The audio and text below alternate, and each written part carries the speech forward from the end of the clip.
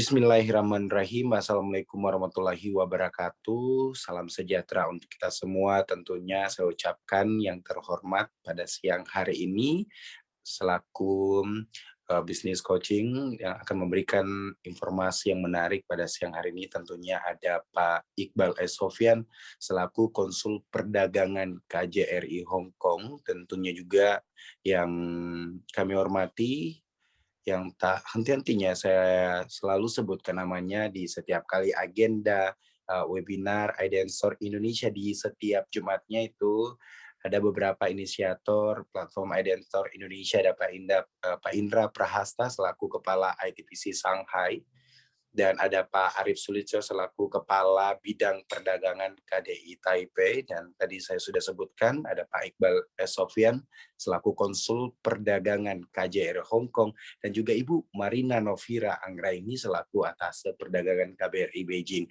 Tentunya Bapak Ibu sekalian, kita telah mengetahui secara bersama bahwa platform IDN Store Indonesia adalah platform gratis, di mana platform ini hadir untuk membantu Bapak Ibu sekalian para pelaku UMKM di seluruh Indonesia. Dan Ident Store Indonesia sendiri juga telah berintegrasi dengan 3 negara, yaitu China, Taiwan, dan juga Hong Kong. Namun selepas dari tentang Ident Store Indonesia, saat ini kita masih dalam masa pandemi COVID-19.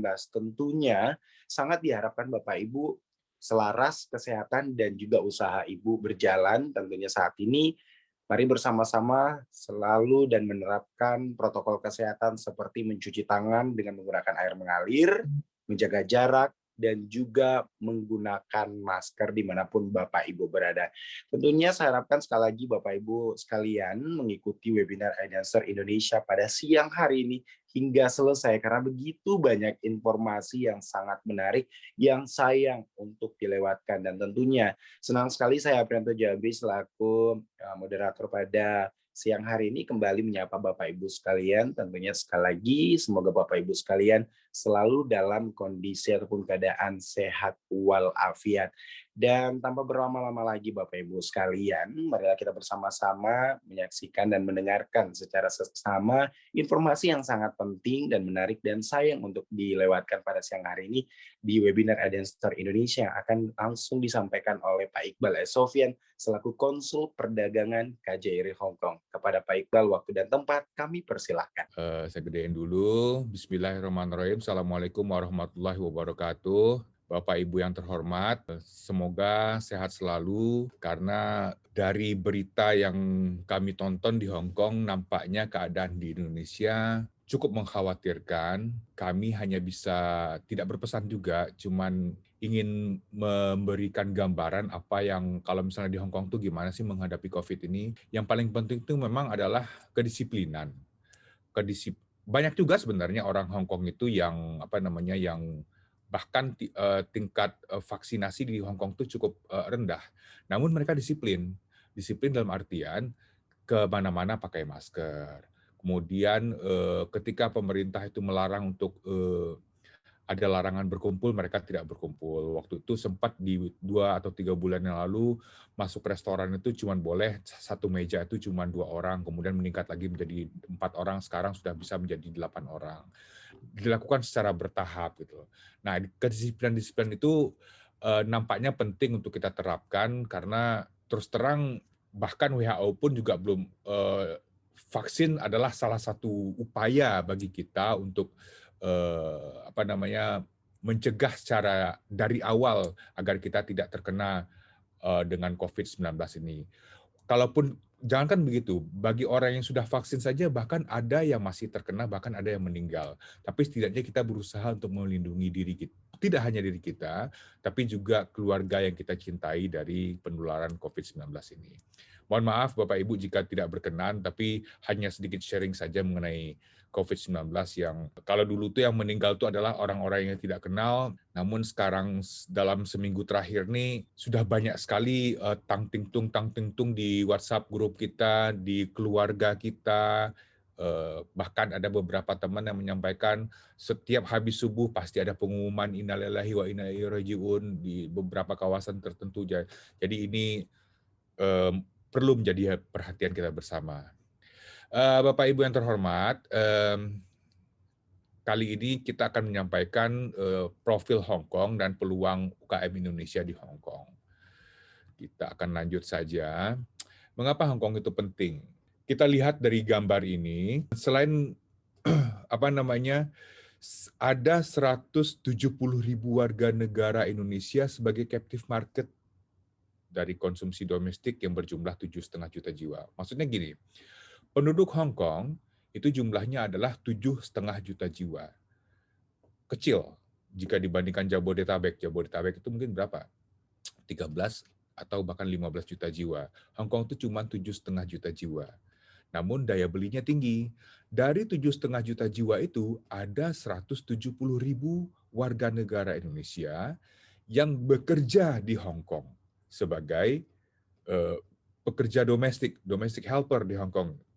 Mbak-mbak kita ya sebagai juru rawat, sebagai pekerjaan domestik. Nah, ini adalah captive market nih bagi UKM-UKM Indonesia.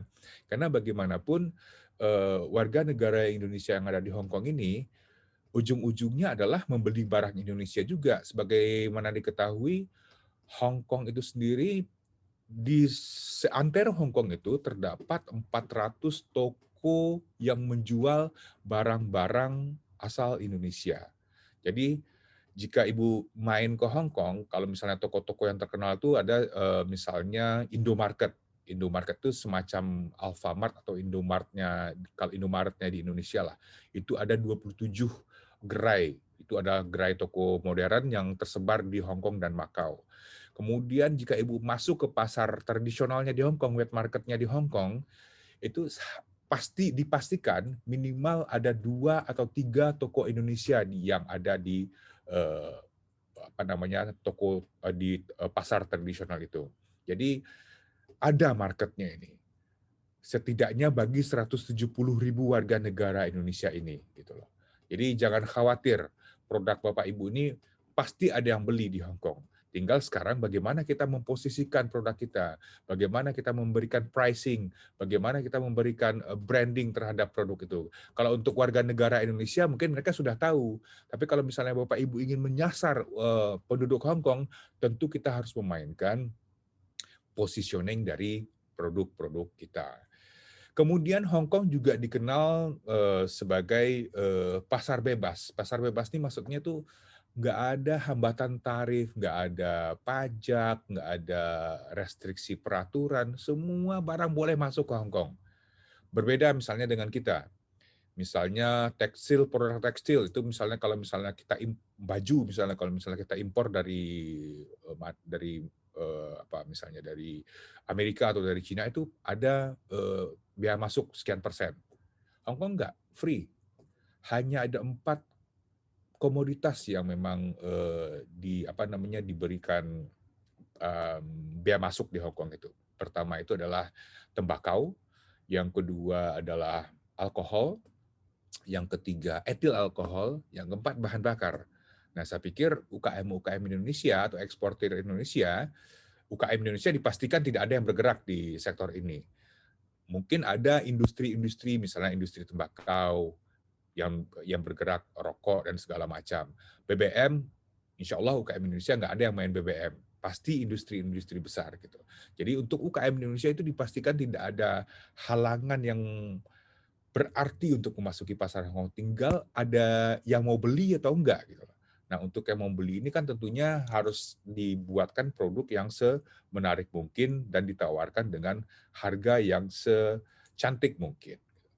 Hong Kong juga kalau misalnya kita lihat dari gambar ini, dia juga berperan sebagai hub internasional yang menjamin distribusi lebih efisien untuk pasar global. Dia tuh terkenal dengan, kita nggak usah jauh-jauh deh, kita nggak usah tarik garis dari Hong Kong misalnya ke kawasan Eropa ke sini, ke sebelah kiri, atau ke kawasan Amerika. Nggak usah kita tarik ke situ. Kita tarik aja yang paling dekat. Apa itu yang paling dekat di Hong Kong? Greater Bay Area City. Di mana itu Greater Bay Area City ini? Nih, Bapak Ibu bisa lihat nih, ini Hong Kong nih. Nah, ini kawasan ini adalah Greater Bay Area City, GBA. Di GBA ini, Bapak Ibu bisa lihat dari datanya. GDP-nya itu rata-rata itu yang kita lihat yang paling kecil aja, yang paling kecil mana nih? Yang paling kecil GDP-nya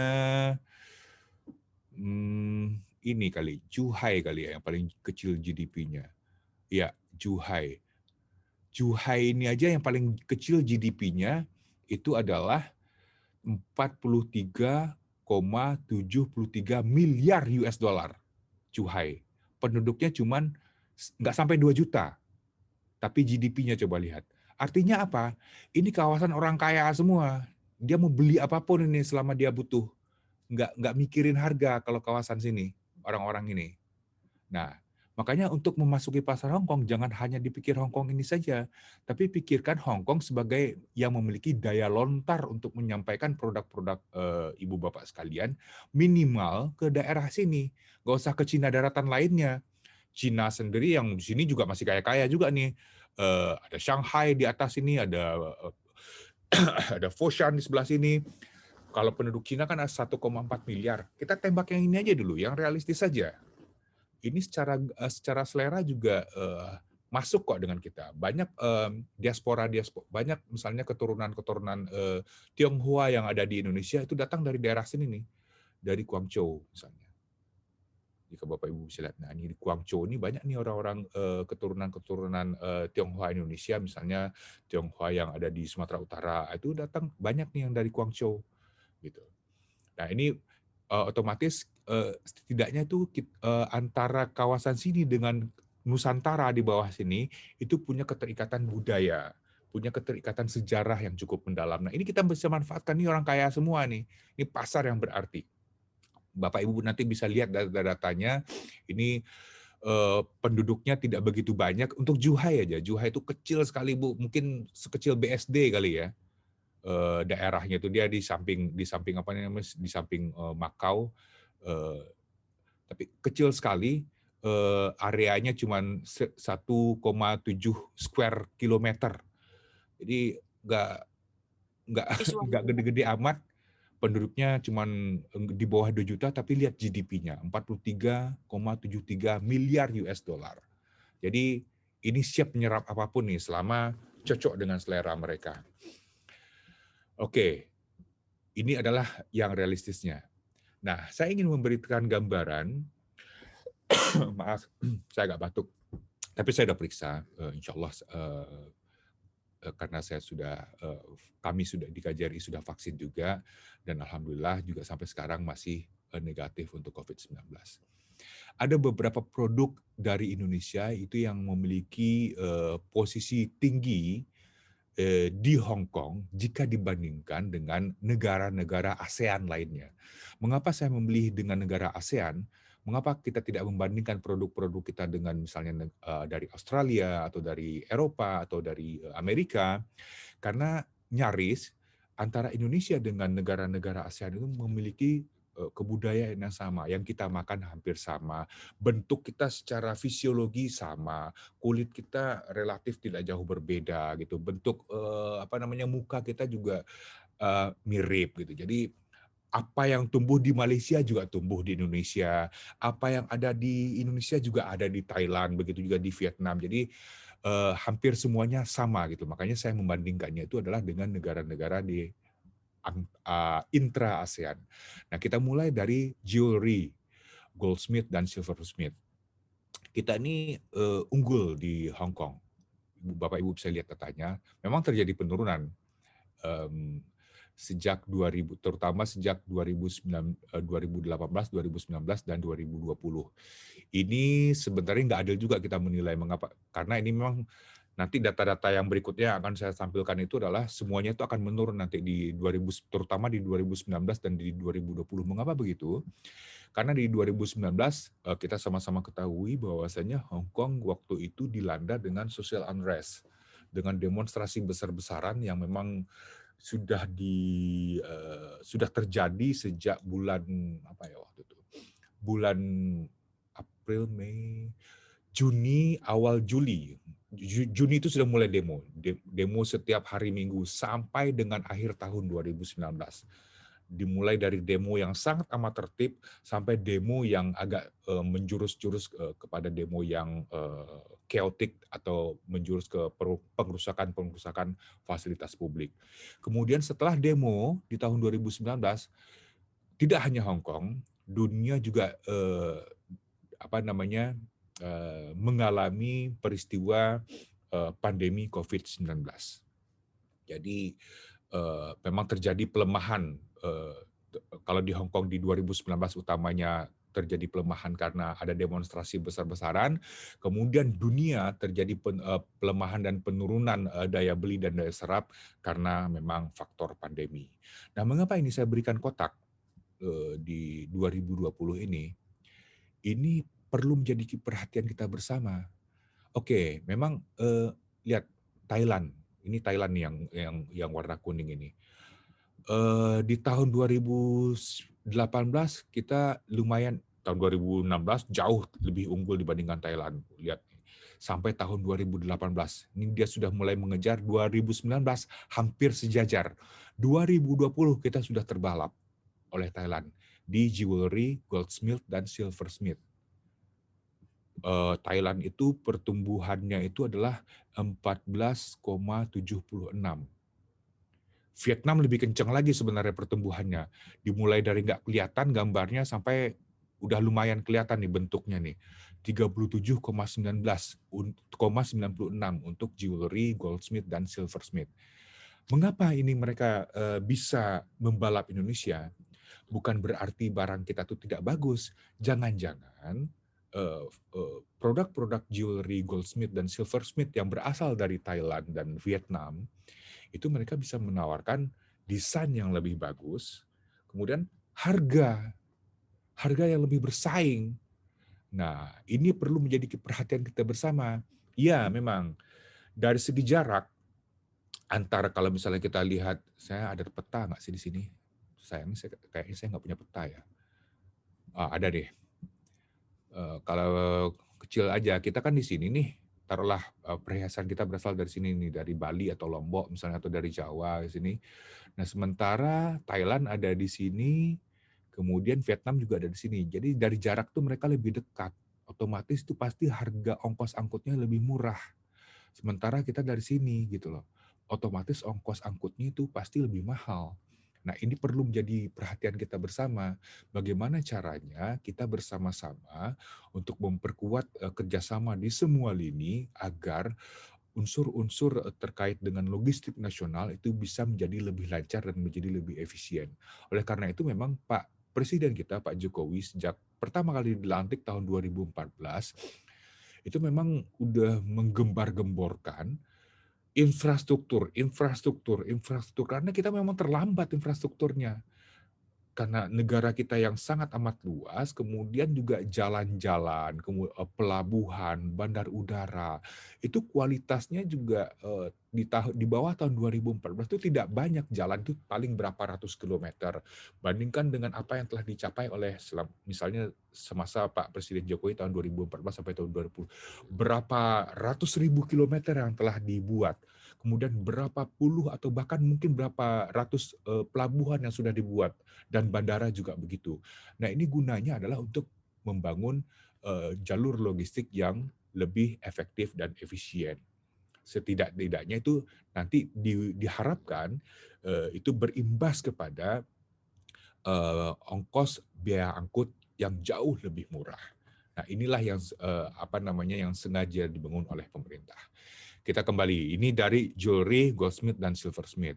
Kemudian saya juga ingin memberikan gambaran, misalnya, maaf saya batuk, kita mulai dari sini nih.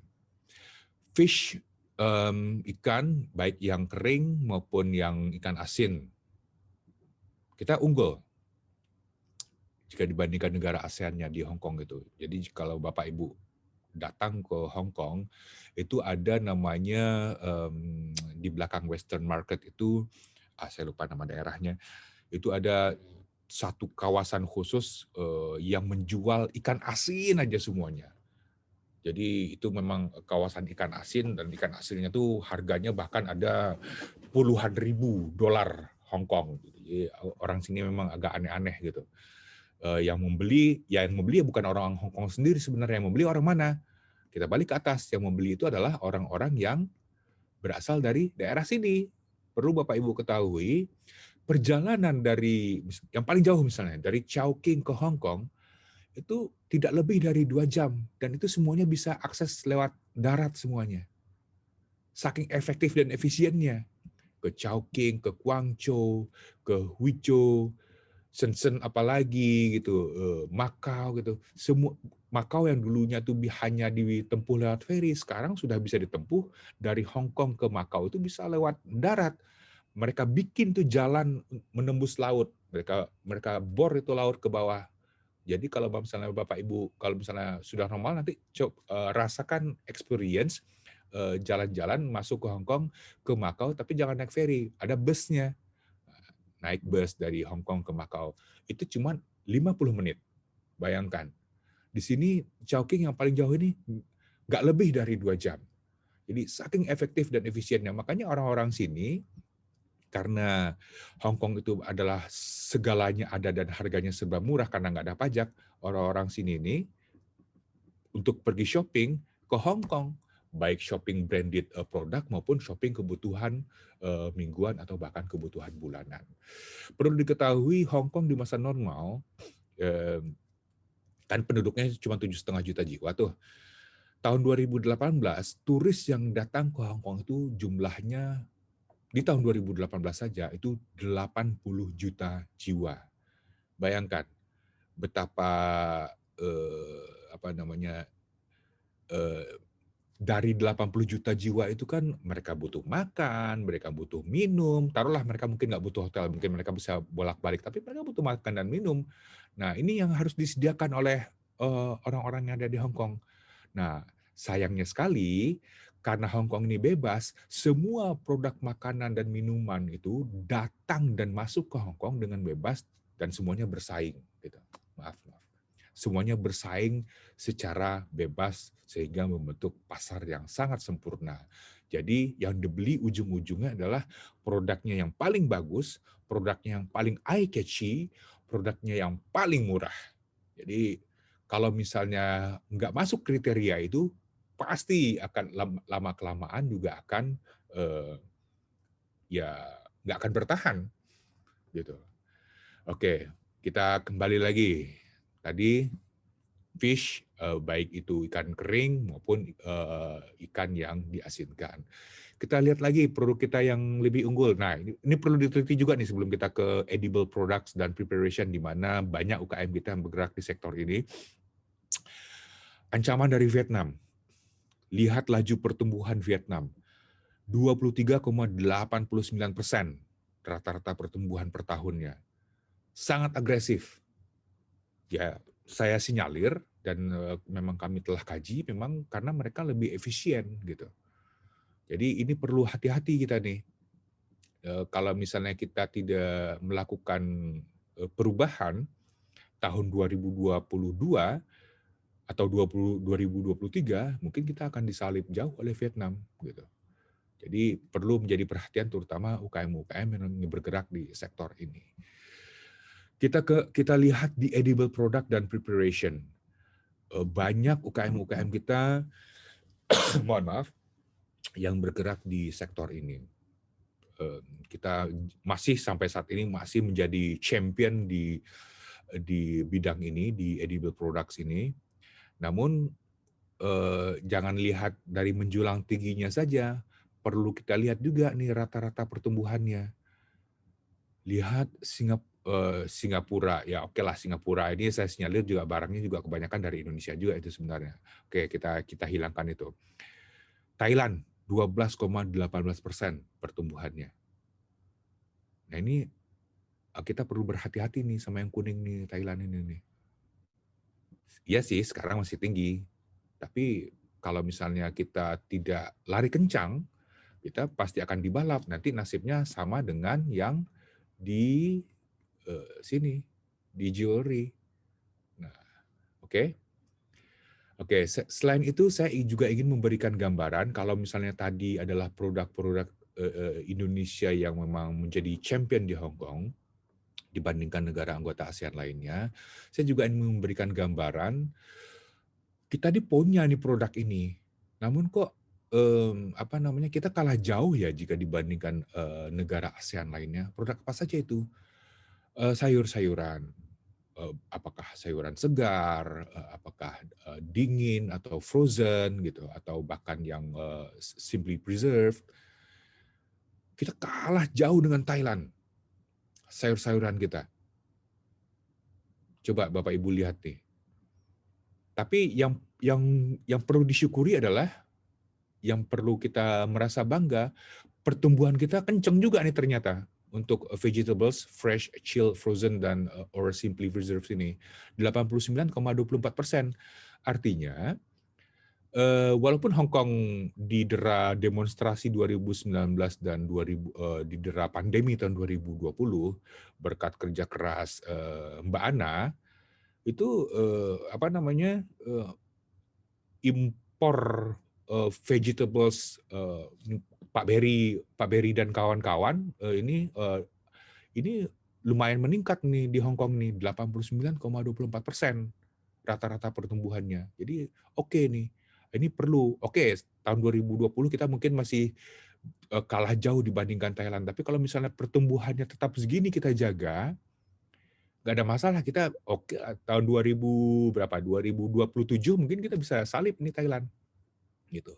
Jadi tolong Bapak Ibu yang bergerak di sektor ini pertahankan kinerja yang lari cepat ini sehingga kita bisa menguasai pasar Hong Kong yang memang akhirnya memakan produk-produk vegetables Indonesia yang memang segar, apalagi produk-produk yang tanpa berbahan kimia. Karena penduduk Hong Kong itu sekarang ini punya kecenderungan untuk memiliki mengkonsumsi produk-produk yang lebih non pupuk lah intinya gitu. Nah kita maaf tadi kalau Pak Berry mungkin di sini ya, fruit, buah-buahan preserve dan fruit preparation. Kita ini ada banyak buah di Indonesia karena Thailand, buah mana sih yang di Thailand yang kita nggak ada? Jangan-jangan kebalik, buah yang ada di Indonesia belum tentu ada di Thailand, begitu jadi juga di Malaysia. Tapi kok kita masih kalah jauh nih. Thailand masih menjadi championnya di sini, sama dengan di vegetables tadi. Buah-buahan di pasaran Hong Kong itu, kalau di negara anggota ASEAN, itu Thailand yang menjadi championnya. Mari kita lihat tingkat pertumbuhannya. Untuk buah-buahan ini, pertumbuhan kita ya slow, nggak kenceng. Yang tinggi pertumbuhannya itu Malaysia. Malaysia itu 9,62% tingkat pertumbuhannya. Selebihnya di bawah itu Vietnam 5,39%, Singapura dan Thailand bahkan mengalami penurunan pertumbuhan. Nah ini seharusnya kita bisa ambil momen untuk bisa oke lah, jangan jangan Thailand dulu targetnya. Gimana caranya agar kita bisa nyalip Malaysia? Karena buah yang ada di Malaysia kita juga pasti punya gitu. Jadi mari kita bergerak bersama-sama untuk sektor-sektor baik vegetables maupun buah-buahan ini bisa masuk ke Hong Kong dan merajai pasar Hong Kong. Syarat masuknya gampang, nggak seperti jika Bapak Ibu yang bergerak di sektor ini baik di jewelry tadi, kemudian di mungkin kalau misalnya ikan mungkin ada misalnya kadar merkurinya mungkin perlu dilihat gitu. Kalau misalnya dia ikan asin mungkin penggunaan kimia tertentunya mungkin akan dilihat. Tapi kalau misalnya sayur-sayuran apalagi sayuran segar kemudian buah-buahan, kalau Bapak Ibu eksportir yang bergerak di sektor ini pasti sangat amat tahu bagaimana susahnya untuk memasukkan produk ini ke Cina daratan karena ada protokol-protokol yang harus dipenuhi. Untuk buah ini ada protokol buah misalnya nangka, ada protokolnya. Salak ada protokolnya, manggis ada protokolnya. Sementara Hong Kong nggak ada protokol sama sekali. Semua bebas. Yang penting apa? Yang penting ada yang beli atau enggak gitu. Nah, ini sebenarnya kita udah coba nih beberapa kali nih. Waktu itu tahun 2000 berapa ya? 2019 atau 2020, saya dan Mbak Ana waktu itu pernah mencoba untuk mangga waktu itu yang kita coba. Bayarnya sudah suka karena mangga kita berbeda rasanya jika dibandingkan dengan mangga Thailand. Namun sayangnya tidak jadi deal, yaitu tadi karena harganya tidak bersaing, sehingga distributor di sini merasa nggak mampu, nggak punya prospek untuk menjual mangga ini, karena masa shelf life dari mangga ini kan juga ada. Kemudian harga yang ditawarkan oleh eksportir kita di Indonesia juga nggak cover ya, ujung-ujungnya ngambil mangga dari Thailand lagi, ngambil mangga dari Filipina lagi yang memang harganya jauh lebih murah jika dibandingkan mangga Indonesia. Oke, apalagi nih setelah sayur-sayuran, buah-buahan, kita ke kopi dan ikan. Nah, kita banyak ini. Kopi kita banyak. Saking banyaknya kita bingung sendiri nih. Kita bingung dalam artian positif sebenarnya. Kita tuh banyak specialty coffee di Indonesia itu. Kopi yang berasal dari Aceh berbeda rasanya, dengan berbeda karakteristik dan cara menikmati, bahkan cara proses brewingnya dengan kopi yang berasal dari Toraja, bahkan berbeda pula dari Papua. Semua kopi di Indonesia itu sangat kaya dengan specialty. Namun lagi-lagi dalam urusan perkopian kita masih kalah jauh jika dibandingkan Malaysia, gitu. Jadi ini saya rasa sama reason atau alasannya dengan produk-produk ikan, kemudian buah-buahan, sayur-sayuran, sebagaimana yang telah kita sampaikan di atas tadi. Berikutnya adalah produk ikan. Apakah ikan itu segar?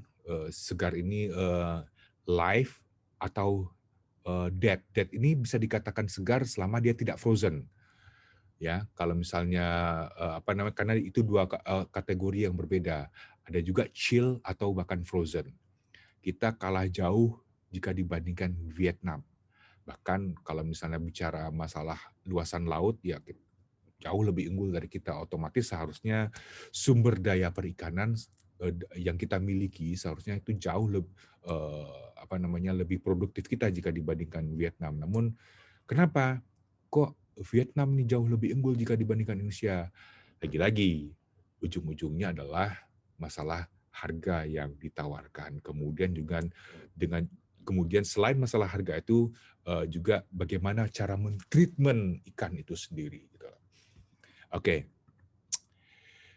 Kita udah banyak berbicara tentang gambaran Hong Kong. Nah, salah satu upaya yang kita bersama-sama kita tempuh untuk menembus pasar Tiongkok, Hong Kong, dan Taiwan ini adalah selain cara-cara konvensional, karena pandemi 2020 kemarin, sehingga tidak bisa eksportir Indonesia itu kita tidak bisa bergerak, terjadi pembatasan mobilitas orang dari negara A ke negara B. Makanya waktu itu kami berinisiatif untuk membuat platform ini, platform IDN Store, di mana jika Ibu upload profil perusahaan Ibu ke platform ini, otomatis akan terupload atau terunggah ke 3 negara, apakah itu Hong Kong, China, atau Taiwan. Dan langsung otomatis bahasanya juga langsung customize dengan bahasa yang digunakan di negara-negara ini. Memang sih 3 kawasan ini, China, Hong Kong, dan Taiwan, itu sama-sama menggunakan bahasa Mandarin. Namun dalam penulisan ini memang ada perbedaan. Kalau misalnya China itu lebih kepada Chinese Simplified, kemudian Hong Kong dan Taiwan itu Chinese Traditional. Nah, saya mendapatkan laporan dari tim IDN Store kita. Iya sih, udah ada berapa? Mas Hasan ada di sini? Mas Hasan? Halo? Iya, saya bantu Pak. Pak Hasan. Atau tim dari IDN Store Indonesia nggak apa-apa Pak ya? Oh iya, siapa aja? Saya pengen tahu berapa jumlah merchant atau member kita sekarang yang sudah tergabung di IDN Store. Boleh Ibu Murni mungkin Pak, atau Pak Hasan, tim dari IDN. 2.500, 2.900, atau 1.500? Iya, sekitar segitu Pak. Ada 2.500-an. Oke. Sejak launching Januari 2021 sampai dengan Juli 2021, Februari, Maret, April, Mei, Juni, 5 bulan, agak lambat memang pertumbuhannya, tapi setidaknya ada 2.500-an yang telah bergabung di dalam IDN Store ini. Gabung doang nih, tapi gabung doang nggak cukup. Kenapa begitu? Karena dari 2.500 itu cuman beberapa perusahaan saja yang benar-benar mau mengasingkan tenaga dan pikirannya untuk mengupload company profile-nya ke dalam platform ini. Mengapa platform company profile ini penting? Ini menjadi penting kalau kan kita mengarahkan buyer-buyer yang ada di Hong Kong itu karena terjadi pembatasan mobilitas orang dari negara satu ke negara lain. Silakan kalau misalnya Anda mau lihat produk-produk Indonesia, lihat di platform ini. Nah, begitu mereka datang ke platform ini, ngetok pintunya, tapi orang yang diketok itu nggak ada kelihatan. Maksud saya begini, produknya ada nih, dia cari apa misalnya, cari snack, keripik misalnya, dia cari chips, keluar. Tapi pas dia klik, perusahaannya nggak ada. Maksudnya nggak ada tuh apa? Gambarnya nggak ada, informasi tentang perusahaannya nggak ada. Jadi pas dia ketok pintunya, orangnya nggak nyaut gitu loh. Bagaimana ekspor kita mau meningkat gitu loh. Serius nggak sih kita mau ekspor gitu ya kan? Upload untuk unggah company profile aja kita tidak mau meluangkan waktu untuk itu. Nah, makanya di dalam kesempatan yang baik ini saya ingin menyemangati Ibu Bapak, luangkanlah waktu sejenak. Kalau misalnya tidak begitu paham, kami sudah sediakan hotline. Bahkan setiap Jumat kita memberikan tutorial bagaimana mengupload company profile ini kepada Ibu Bapak. Gunakanlah ini waktu mungkin 20 sampai 30 menit untuk mengupload profile ini. Mengapa company profile ini penting? Mari kita lihat, ini gambaran saja. Ini memberikan gambaran siapa kita gitu loh. Perusahaan kita tuh seperti apa sih? Semakin bagus company profile yang kita buat, itu sebenarnya sih Bapak Ibu tuh nggak perlu pusing lagi karena fitur-fitur yang ada di dalam platform ini langsung secara algoritmik itu sudah mengarahkan Bapak Ibu untuk langsung membuatkan company profile dengan informasi-informasi yang Bapak Ibu upload gitu loh. Kalau misalnya sertifikatnya ada atau enggak, langsung upload gitu. Kalau misalnya izinnya ada atau enggak, langsung. Jadi itu langsung terbungkus dengan rapi gitu dan nanti akan keluar foto produknya bagaimana gitu. Nah, karena dia bermanfaat sebagai alat publikasi dan bahkan media pemasaran gitu. Jadi kalau misalnya mukanya saja nggak kelihatan, bagaimana kita bisa menjual diri kita kalau misalnya kitanya aja nggak mau dilihat gitu kan? Sesimpel itu sebenarnya. Jadi mari kita luangkan waktu bagi Bapak Ibu yang member di IDN Store yang tidak hadir pada kesempatan Jumat ini, tolong sampaikan Bapak Ibu yang hadir kepada teman-temannya, ayolah upload. Mengapa ini penting? Bagikan slide saya ini atau bahkan bagikan video ini mengapa penting gitu loh. Ya gimana orang mau, katanya ada yang jualan roti di sini. Ada Pak di rumah yang warna hijau. Datanglah ke rumah warna hijau, diketok, Pak mau beli roti, tapi orangnya nggak nongol-nongol. Nah, itu analogi yang ingin saya sampaikan pada Bapak Ibu. Company profile ini penting, ini wajah dari Bapak Ibu sekalian. Bapak Ibu harus berlomba-lomba sebenarnya untuk mempercantik diri. Karena pada akhirnya ujung-ujungnya adalah marketing dan pada akhirnya menjadi branding posisi tertentu. Maksud saya begini, apa sih beda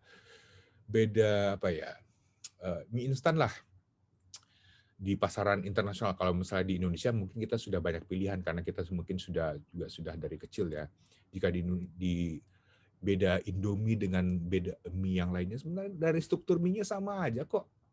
Yang membedakan adalah brandingnya gitu. Apa sih beda keju misalnya? Kraft dengan keju yang lainnya, rasa kejunya menurut saya gitu-gitu sama aja semuanya. Berasal mungkin dari sapi yang sama gitu. Tapi cuman karena kata-kata Kraft, kemudian warnanya biru, kemudian packagingnya bagus, harganya 2 bahkan 3 kali lipat jika dibandingkan dengan merek apa keju misalnya, ada Q-E-Ju gitu.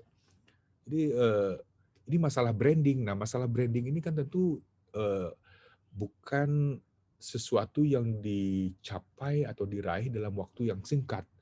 Ini butuh perjuangan marketing yang cukup panjang gitu untuk meyakinkan konsumen bahwasanya produk kita tuh top of mind dalam konsumen. Ketika konsumen ingin memakan keripik ikan, kulit ikan, merek itu yang langsung dalam dalam ingatan mereka. Nah, kesanalah kita harus berlomba-lomba gitu loh. Salah satu caranya adalah mempercantik diri dulu dan kemudian mempercantik bentuk bungkusan produknya. Berikutnya adalah ini beberapa informasi detail yang penting yang harus Bapak Ibu upload di platform IDN Store. Siapa? Jadi sehingga nanti buyer yang lihat yang datang itu bukan hanya produknya, cari keripik ada, tapi nama perusahaannya nggak ada. Oke, nama perusahaannya ada, alamatnya nggak ada. Oke, alamatnya ada, tapi nomor teleponnya nggak ada. Oke, nomor teleponnya ada, tapi emailnya nggak ada, gitu kan. Bagaimana orang bisa yakin ini benar nggak sih perusahaannya, serius nggak sih? Posisikanlah Bapak Ibu itu sebagai buyer gitu loh. Bapak Ibu kan dalam memproduksi sesuatu kan juga pasti membeli bahan untuk memproduksi sesuatu. Kalau misalnya Bapak Ibu ingin membeli bahan tersebut kemudian melihat rumahnya begitu, kemudian informasinya nggak jelas, itu kan menurunkan kepercayaan diri. Ini beneran nggak sih orang ini barangnya bagus atau enggak gitu. Apalagi misalnya untuk baru-baru membeli gitu. Kalau misalnya loyal consumer itu lain berbeda, itu masalah tidak kita bicarakan di sini. Tapi ini kan tujuan kita ini untuk masuk ke dalam platform ini adalah apa namanya menggait pembeli pertama kita, kemudian kita menjalin trust dengan mereka. Gitu. Nah, detail-detail informasi ini perlu kita sampaikan. Kalau perlu, bukan hanya kalau perlu, visi dan misi perusahaan seperti apa? Karena orang Hong Kong utamanya, apalagi kalau misalnya untuk produk-produk makanan, kalau misalnya produk makanan tersebut sudah menyampaikan ide-ide tentang green policy dalam perusahaannya, tentang tidak menggunakan atau misalnya untuk produk sayur-sayuran tidak menggunakan pupuk kimia, itu bisa disampaikan di dalam misi mendukung green, mendukung apalah gitu. Hal-hal kayak gitu tuh catchy gitu. Nah, ini perlu disampaikan gitu loh. Sehingga nanti membentuk portofolio dari perusahaan Bapak Ibu sehingga calon buyer atau buyer itu punya bayangan, oh iya, saya berurusan dengan tipe perusahaan yang kelasnya seperti apa. Begitu Bapak Ibu, apalagi setelah ini. Setelah ini pencapaian-pencapaian, sampaikan. Semakin tinggi pencapaian perusahaan itu, ya sayang aja kalau nggak diperlihatkan kepada orang lain.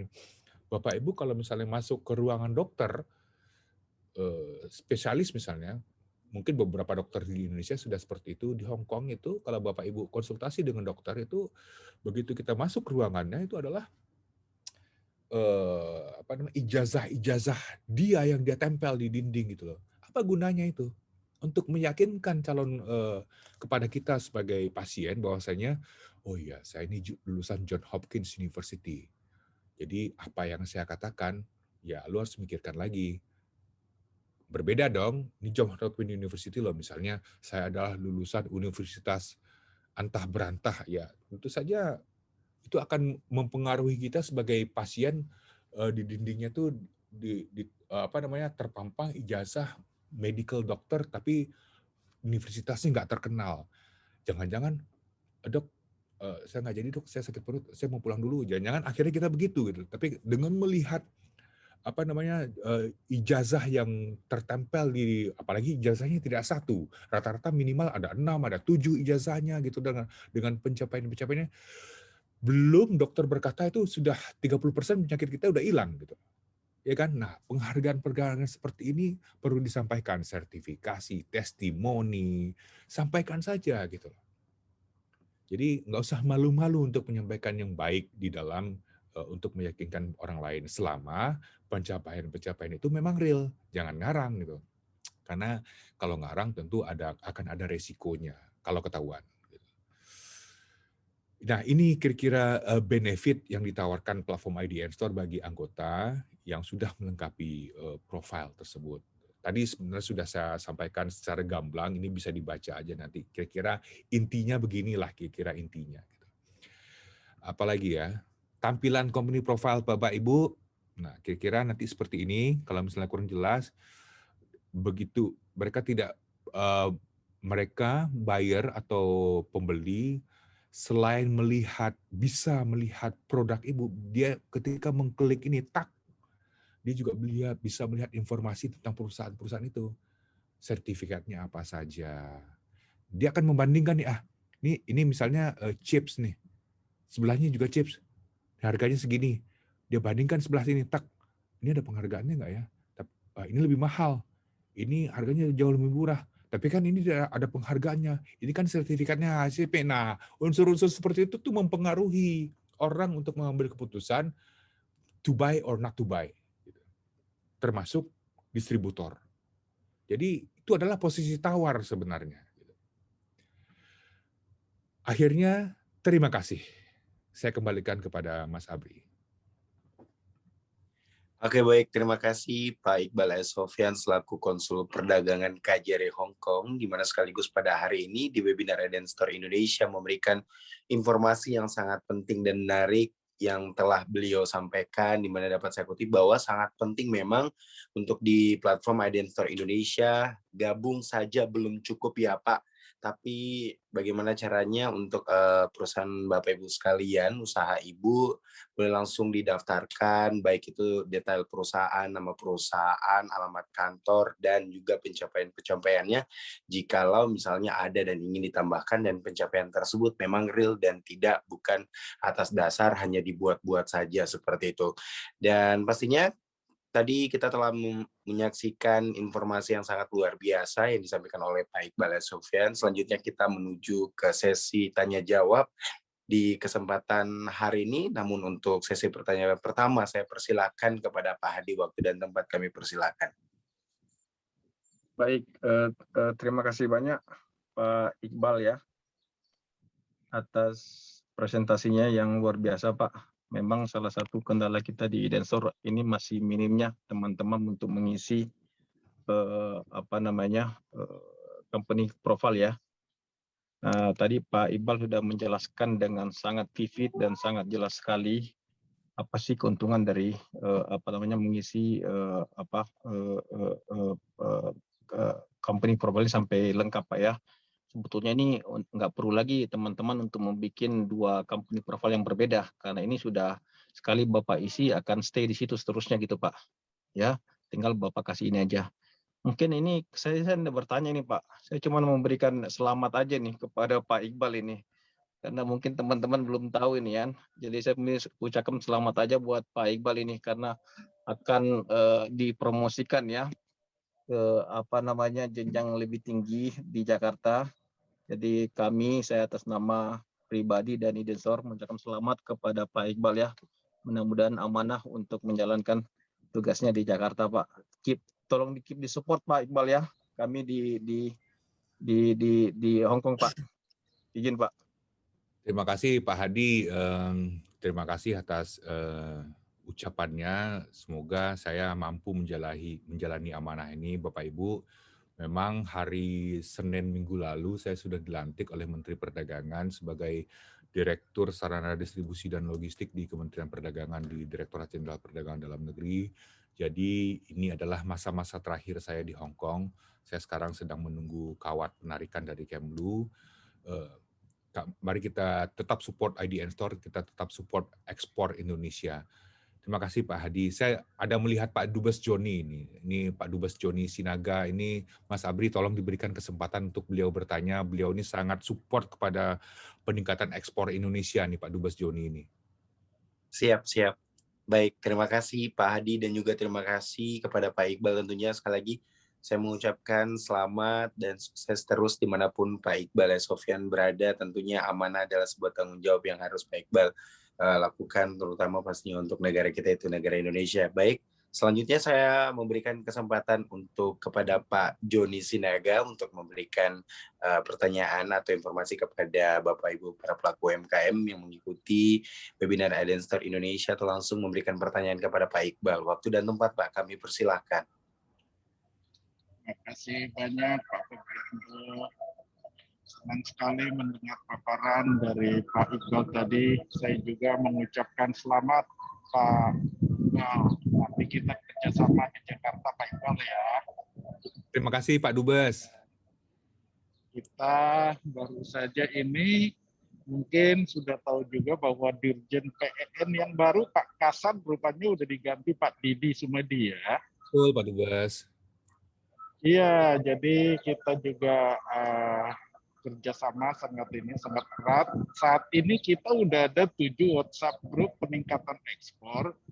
Di samping WhatsApp grup dan Telegram, kita coba sekarang Clubhouse. Dan di Clubhouse itu setiap hari saya jadi moderator di Sustainability Leadership. Salah satu anggotanya Yan dari Hong Kong. Dia pimpinan salah satu bank di Hong Kong. Dan kemarin dia berjanji akan datang ke Indonesia kalau COVID-nya sudah selesai. Dan ada satu aja sih Pak Iqbal dan mungkin teman-teman di KJRI Hong Kong, kalau ada pengusaha di Hong Kong yang bersedia, kita masukkan di WhatsApp group, mungkin kita namakan Indonesia Hong Kong, separuh pengusaha Hong Kongnya, separuh pengusaha kita, biar mereka sendiri yang interaksi, itu kelihatannya lebih konkret, dan itu sangat membantu. Kita baru buat sih dengan Indonesia Taiwan, dan Indonesia Madagaskar. Kita setelah mendengar Dubes Afrika Selatan, Pak Salman, mau kita buat Indonesia Afrika Selatan, tapi baru kita buat dari pengusaha Indonesianya, 3 WhatsApp group itu udah penuh orang Indonesia semua. Jadi memang ini salah satu kenyataan yang kita hadapi, menunjukkan semangat pengusaha Indonesia itu luar biasa sekarang ini untuk melakukan ekspor. Tapi kalau kita bisa menemukan dengan pendekatan tentunya agar pengusaha di negara akreditasi bersedia masuk WhatsApp group ini kelihatannya sangat nyata. Contohnya pengusaha India mau beli kerupuk dari Indonesia hanya karena dia lihat tampilan pengusaha kita itu keripik singkong gitu, dan dia tertarik dan sudah membeli beberapa banyak. Hanya itu saja sih masukannya. Terima kasih Pak Iqbal dan kawan-kawan semuanya di sini. Sukses selalu ya. Siap. Terima kasih banyak Pak Joni Sinaga. Sehat dan sukses terus juga buat Bapak di sana dimanapun Bapak berada. Tentunya tetap jaga kesehatan dan sehat selalu. Amin. Terima kasih Bapak. Terima kasih. Salam buat Pak Tonjen ya. Ya Pak Dubes. Sedikit Mas Abri untuk Pak Dubes Joni. Boleh Pak, silakan. Bapak Ibu yang terhormat, Pak Dubes Joni ini adalah apa ya saya sebutnya ya, orang yang sangat bersemangat membantu Pak Iqbal lah, yang selalu memiliki waktu untuk bagaimana caranya agar produk-produk Indonesia ini bisa diekspor ke luar negeri. Nah, Pak Joni sudah menyampaikan di kolom sudah mempunyai 7 WhatsApp group, kemudian ada Clubhouse juga. Pak Joni bahkan memberikan nomor WhatsApp-nya. Silahkan Bapak Ibu catat nomor WhatsApp-nya ada di kolom chat. Pak Joni ini sangat aktif sekali mempertemukan dengan buyer-buyer yang berada dari seluruh dunia. Jadi salam hormat untuk Pak Joni atas kerja yang semoga menjadi manfaat buat Pak Joni dan keluarga. Terima kasih Pak Joni. Amin. Terima kasih Pak Iqbal, sukses selalu dan congratulations ya. Terima kasih Pak. Terima kasih Pak. Baik, terima kasih sekali lagi saya ucapkan kepada Pak Joni Sinaga, Pak Dubes, terima kasih Pak. Baik, Pak Iqbal, kita menuju ke pertanyaan berikutnya. Ada Ibu Elsa Anya Mandiri dari Makassar. Nah ini asal daerah saya yang sama nih Pak. Pertanyaannya adalah, usaha saya adalah craft. tepatnya kerajinan anyam enceng gondok, tas, dan lain-lain. Kira-kira kalau untuk di pasaran Hong Kong itu seperti apa besar peluang dari usaha craft ini, Pak? Usaha craft Indonesia di Hong Kong itu masuk dalam niche market. Jadi tidak begitu banyak. Tapi sekali ada yang beli, itu mereka mau membeli dengan harga yang tidak punya patokannya lah gitu loh. Karena ya niche market itu sendiri. Tapi kalau untuk massive production, saya pikir bukan Hong Kong pasarannya untuk kerajinan baik itu dari kayu-kayuan, kemudian kerajinan lainnya gitu. Karena penduduknya sendiri cuma 7,5 juta jiwa, kemudian living space-nya sangat kecil, jadi furniture dan segala macam itu agak orang Hong Kong ini ketika mereka membuang barang, mereka harus membayar untuk membuang barang itu sendiri, jadi agak susah gitu loh. Jadi untuk produk-produk seperti itu kategorinya adalah niche market. Oke, jadi Bu Elsa sudah terjawab ya jawaban dari Pak Iqbal tadi. Mungkin Ibu Elsa sudah mendengarkan. Tapi Pak, ada yang menarik nih Pak Iqbal. Tadi kan Pak Iqbal, ini saya juga masih menunggu pertanyaan dari Bapak Ibu sekalian, karena kita masih memiliki sedikit waktu. Jadi mungkin pertanyaannya dari saya, Pak, tadi kan sedikit disinggung bahwa untuk buah-buahan Indonesia di tingkat pertumbuhannya itu slow, Pak. Nah, lalu seperti apa sih sebenarnya di saat COVID sekarang ini pertumbuhan buah-buahan dan juga kopi dari Indonesia yang diekspor ke Hong Kong itu seperti apa, Pak, untuk tingkat produktifnya yang ada di sana? Kenapa sehingga pertumbuhannya slow?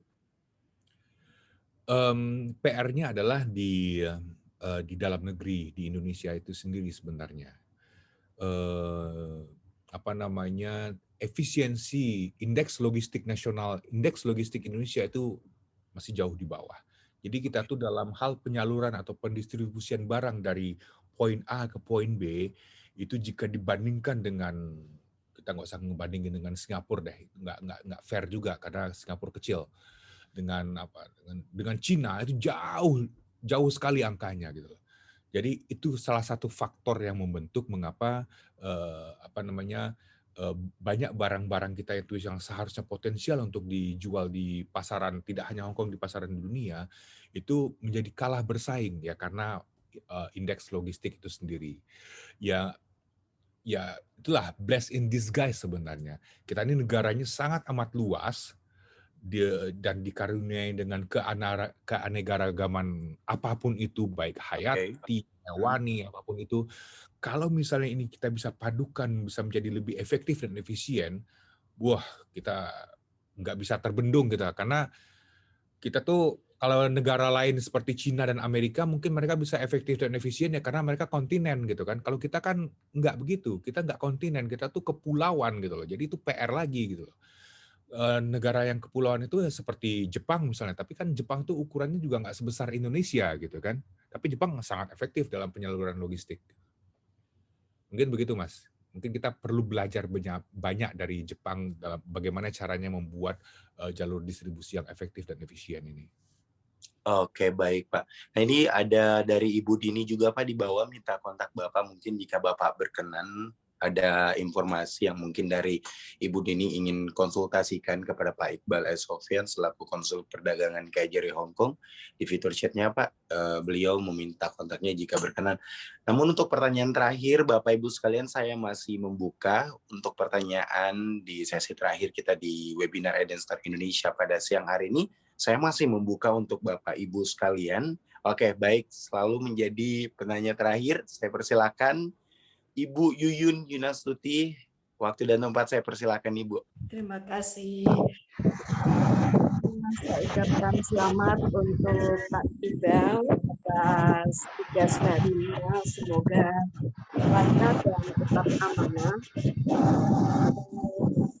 Pak Iqbal atau Pak Joni atau mungkin Pak Hadi, ini sedikit bukan pertanyaan sih, tapi sedikit ingin tahu, mohon informasi. Seperti yang kita ketahui untuk produk makanan dan minuman sebetulnya kan sangat potensial untuk pasar di Hong Kong, terutama tadi dari presentasi Pak Iqbal. Tetapi seperti yang kita ketahui bahwa kita selalu terhadang oleh sertifikasi HACCP dan FDA. Sebetulnya di negara-negara maju sudah ada solusi untuk itu, yaitu dengan adanya cloud kitchen atau public kitchen. Nah, mumpung Pak Iqbal belum pulang ke Indonesia, siapa tahu di Cina ada cloud kitchen atau public kitchen. Kalau misalkan ada, mohon Pak informasi detail seperti apa dan sistemnya seperti apa, karena GPI akan menginisiasi membuat public kitchen untuk UMKM supaya tidak semua atau tidak setiap UMKM itu harus mengurus sendiri HACCP dan FDA karena itu terlalu berat untuk mereka. Nah, dengan kita punya public kitchen, insya Allah produk Mamin Indonesia ini betul-betul akan luar biasa bisa masuk ke pasar-pasar internasional. Mungkin info ini bisa dicari mungkin di Singapura atau di Hong Kong atau di mana yang ada. Yang jelas setahu saya ada itu di Amerika, di Thailand pasti, di Australia. Begitu Pak Iqbal. Oke, baik. Terima kasih Bu Yuyun atas pertanyaannya. Boleh langsung saja Pak dijawab? Ya, terima kasih Bu Yuyun. Mohon bantuan doa dan kerjasamanya dengan amanah yang baru ini. Terkait dengan HACCP dan FDA, perlu kita garis bawahi, sebenarnya Hong Kong itu dari segi aturan itu tidak mempersyaratkan itu sebenarnya. Untuk produk-produk makanan harus memiliki HACCP. Enggak. Tapi mengapa kami mendorong, mengencourage produk-produk kita agar memiliki sertifikasi seperti itu. Agar konsumen percaya. Itu aja alasan simpelnya. Karena produk kita kan belum dikenal nih di Hong Kong nih. Salah satu cara cepat untuk menarik kepercayaan konsumen adalah dengan menunjukkan seberapa bagusnya kualitas produk kita gitu. Nah, sertifikasi apakah HACCP, apakah FDA itu mengatakan kepada konsumen di Hong Kong, ini loh produk gua ini bagus, gua udah punya sertifikat ini, nggak usah diraguin lagi gitu. Aturan dari pemerintah Hong Kong itu nggak pernah mempersyaratkan produk-produk yang diatur oleh pemerintah Hong Kong itu adalah penggunaan kimianya, kemudian untuk produk-produk makanannya pewarnanya seperti apa gitu. Hal-hal yang seperti itu untuk melindungi konsumen. Tapi sertifikasi ini enggak, pemerintah Hong Kong tidak pernah mempersyaratkan itu sama sekali. Namun lagi-lagi, mengapa kami selalu mendorong UKM Indonesia memiliki sertifikat, semakin tinggi sertifikat yang dimiliki itu semakin bagus, ya kan produk kita itu belum dikenal agar bisa meraih kepercayaan konsumen dalam waktu yang relatif singkat. Tentunya kita akan memilih produk yang punya embel-embel titelnya jika dibandingkan produk yang mungkin lebih enak tapi embel-embelnya nggak ada gitu. Orang anggota dewan aja kalau untuk berkampanye titelnya lebih panjang titelnya daripada namanya gitu. Kita Betul. Sebenarnya loh. Iya betul Pak, betul. Mungkin begitu Bu Yuni. Nah, perihal public kitchen itu saya yakin di Hong Kong belum ada, tapi nanti kita akan cari tahu lagi. Kalau di Cina mungkin ada, tapi kami akan komunikasikan dengan perwakilan kita di Shanghai dan di Beijing. Nanti informasi yang telah kami dapatkan kami akan sampaikan pada kesempatan pertama. Terima kasih Bu Yuni atas masukannya. Sama-sama. Iya baik. Terima kasih Bu Yuyun atas pertanyaannya dan terima kasih banyak juga saya ucapkan kepada Pak Iqbal S. Sofyan selaku Konsul Perdagangan KJRI Hong Kong sekaligus memberikan informasi dan masukan yang sangat luar biasa di sesi hari ini di agenda. Yohan tuh Pak? Iya Pak. Ada pertanyaan dari Pak Yohan tuh? Oh Pak Yohan. Oh boleh. Kami tambah satu pertanyaan lagi Pak ya. Izin. Siap. Kami persilakan Pak Yohan, mohon maaf Pak, saya tadi tidak melihatnya. Ya, halo. Ya. Oke, kami persilakan Pak Yohan. Ya, selamat sore Pak Iqbal. Sore Pak. Iya Pak. Ini tuh saya mau nanya, kalau misalnya untuk produk kerupuk tradisional bagaimana ya? Oke. Ini kebetulan tuh kita produsen gitu, jadi pengen coba masukin barang ke sana gitu. Apa ada peluangnya gitu, Pak? Iya, itu aja Pak. Ya, sama itunya Pak, sertifikasi yang harus dicantumkan tuh seperti apa gitu kan, soalnya kita UMKM hanya PIRT dan halal saja sih untuk yang di dalam negeri gitu. Kalau dalam negeri kan kita udah jalan gitu. Nah ini kita pengen coba untuk ekspor ke sana bagaimana gitu. Oke, baik. Jawab ya Pak ya. Nah, perihal sertifikasi, tadi jawaban saya sudah sampaikan terkait dengan tanggapan dari Ibu Yuyun. Hong Kong itu tidak mempersyaratkan sertifikasi apapun sebenarnya. Yang dipersyaratkan itu adalah unsur-unsur apa saja yang ada di dalam sebuah produk makanan, karena makanan ini akan dikonsumsi dan masuk perut gitu. Karena bisa menentukan hajat hidup orang banyak nih. Pewarnanya jenis apa yang digunakan. Kalau misalnya penggunaan kimianya, kimia apa saja yang digunakan. Sertifikatnya nggak diatur sama orang Hong Kong. Nah, lagi-lagi saya ingin sampaikan, mengapa kami mengencourage semakin tinggi sertifikasi makanan. Taruhlah yang paling tinggi saat ini untuk makanan itu adalah HACCP, atau kalau misalnya dalam konteks negara misalnya FDA. Itu harus diraih, karena itu bisa menumbuhkan trust konsumen, Pak. Sesimpel itu saja. Nah, terkait pertanyaan apakah produk kerupuk itu punya marketnya atau tidak? Punya, setidaknya bagi 170.000 warga negara Indonesia yang ada di Hong Kong. Karena orang ini, taruhlah 10% diantaranya pasti makan kerupuk. Dari 170.000, 10%-nya aja itu sudah pasti makan kerupuk itu. Orang Hong Kong tuh suka makan kerupuk atau enggak? Pengetahuan saya sih enggak begitu banyak yang suka kerupuk-kerupuk ya, tapi mereka mungkin kalau anak mudanya mungkin lebih banyak yang chips. Sebenarnya kan sama aja. Bedanya satu kerupuk, satu chips gitu. Cuman beda di penyebutan dan beda di packaging gitu kan. Intinya aja. Gitu Pak. Oke. Siap. Terima kasih. Sudah terjawab ya, Mas Yohan ya? Iya. Oke, baik, terima kasih.